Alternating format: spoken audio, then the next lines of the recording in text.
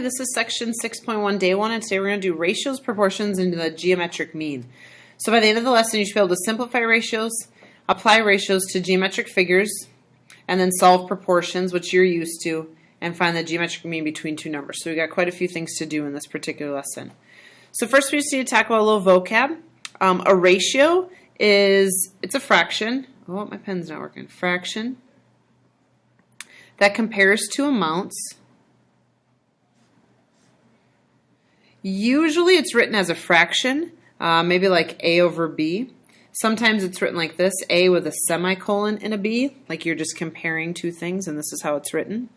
If we were to compare these two shapes as an example, one of the ratios could be 2 to 1. You want to match up two sides that go together, two corresponding sides, and so you'd have 2 meters over 1 meter.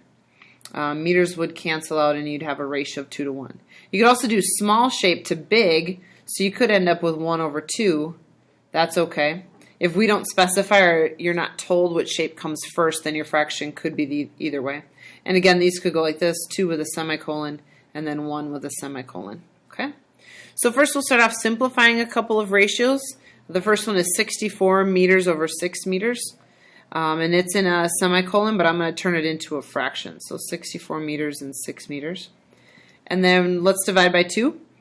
So we'll get 32 meters over 3 meters. And then your meters will cancel, and then you'll end up with 32 over 3. That's as far as that fraction reduces. We don't want to move to having decimals, so just keep it in a fraction form. Don't try and reduce this into a decimal. Next we got 5 feet and 20 inches. The problem here is I have two different units of measure. I have feet and inches, so we got to make them the same first.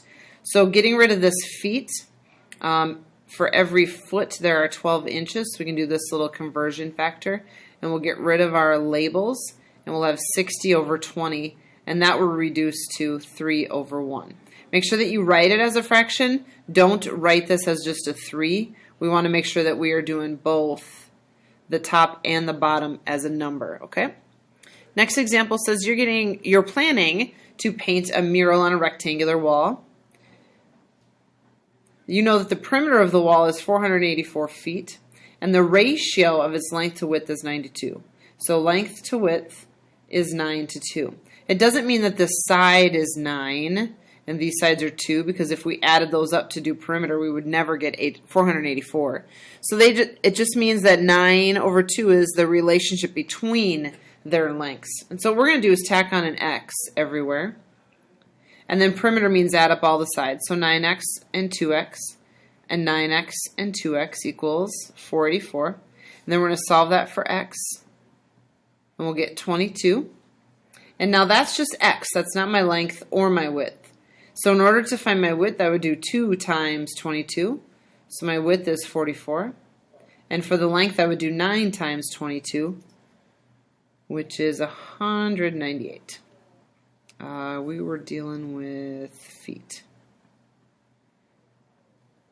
The end of the problem said find the area of the wall. An area of a rectangle is found by doing length times width, or base times height.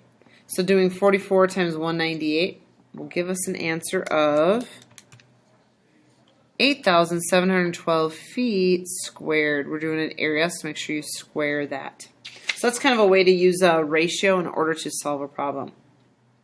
Here's another one. It says the measures of the angles in a triangle are in the extended ratio. So instead of having two numbers, we've got 3.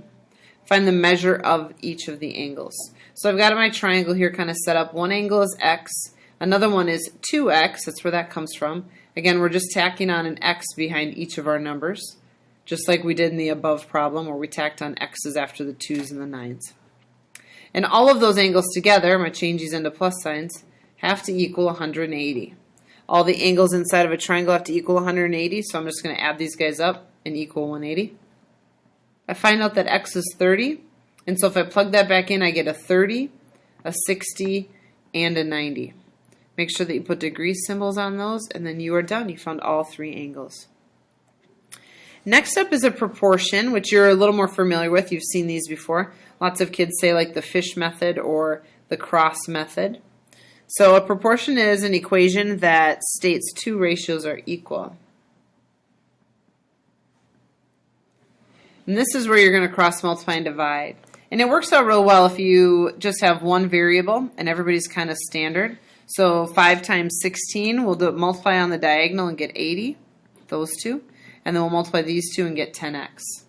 So keep your equal sign in the middle, and dividing by 10 we get x equals 8. Not too bad. The next one is kind of where kids will struggle. Multiplying these two, I got 3x times 1. And then over here I've got 2 times x plus 1. And so you got to make sure that you distribute the 2. And then subtracting 2x from both sides gives me an x equals 2. Excuse me. As part of an environmental study, you need to estimate the number of trees in a 150-acre lot. You count 270 trees in a 2-acre lot. That is one ratio for us. 270 trees in a 2-acre lot. Assuming the trees are evenly distributed, meaning all of a sudden on this plot of land we don't have a huge lake where there are no trees. Find the number, estimate the total number of trees on this 150-acre plot. So the other number I know in this problem is 150, and it's acres, so it's going to go down here where the other acres were. And we are trying to figure out how many trees there will be. So just after setting that up, it becomes a pretty easy problem. We're just going to do our cross multiply and divide. And so we get about 20,250 trees. Last vocab word of the day is geometric mean. And geometric mean is a way, it's kind of like, well, okay, first, when you hear the word mean, you're going to think average. And it's kind of like that, only it's geometric, which means it's going to multiply instead of add, which is what you're used to. So the geometric mean of two positive numbers, let's say they are A and B.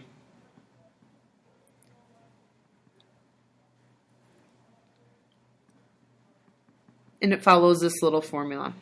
You put your x's on one diagonal. This is the geometric mean. This is what you're trying to find. And then you put your two values that you get on the other diagonal. So the easiest way to see that is to actually do an example. So we're going to set up our proportion. Put your x's on the same diagonal. It doesn't matter which one. And then put your numbers the other way. So x times x will give me x squared. 24 times 48 will give me 1,152. And then in order to get rid of that guy, I got a square root. Whoops. And I end up with about 33.9 for my geometric mean. So just lots of proportions today, cross multiplying and dividing. Try and keep your work real organized so that you don't mix up your numbers.